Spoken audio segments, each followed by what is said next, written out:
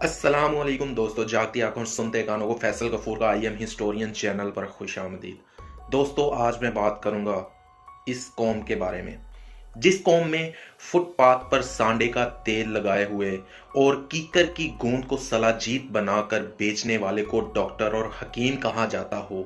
जिस कौम में हाथ देखने वाला और सड़क पर तोते की फाइल निकालने वाला प्रोफेसर और आमिल का बोर्ड लगाए बैठा हो। जिस कौम में पानी के टीके लगाने वाला अपनी क्लिनिक के माथे पर स्पेशलिस्ट का इश्तहारी बोर्ड लगाए हुए हो।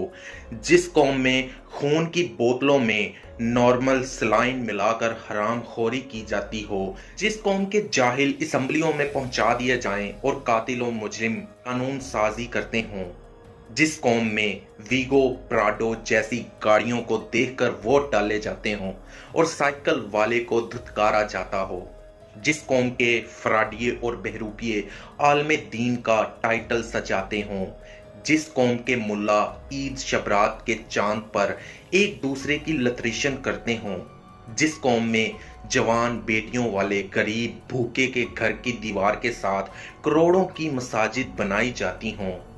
जिस कौम की फाशा दीनी मसाइल समझाने पर लगा दी जाती हों और नाम नहाद आलिम ऑनलाइन लोगों के ईमान का पोस्टमार्टम करते हों। जिस कौम के दहशतगर्द खुद को मुजाहिद करार देते हों। जिस कौम के हुक्मरान पैसा लगाकर इक़्तिदार खरीदते हों। जिस कौम के मुंसफ इंसाफ के तराजू में दौलत के वजन के मुताबिक इंसाफ करते हों। जिस कौम के चौकीदार चोरों से ज्यादा लूटते हों और जिस कौम के ताजिर दुकानदार 100% हराम की कमाई से हज उम्रे करते हों। जिस कौम में भूख और इफलास नाचते हों और हुक्मरान तमाशा देखते हों, तो फिर याद रखें, ऐसी कौम को रोने धोने और शिकवे शिकायतें करने की बजाय अपने अमाल पर नज़रसानी करनी चाहिए। क्योंकि जब कोई कश्ती में अपने हिस्से का सुराख कर रहा हो तो फिर ये नहीं कहना चाहिए कि फलां का सुराख मेरे से बड़ा था और इसलिए कश्ती डूब गई।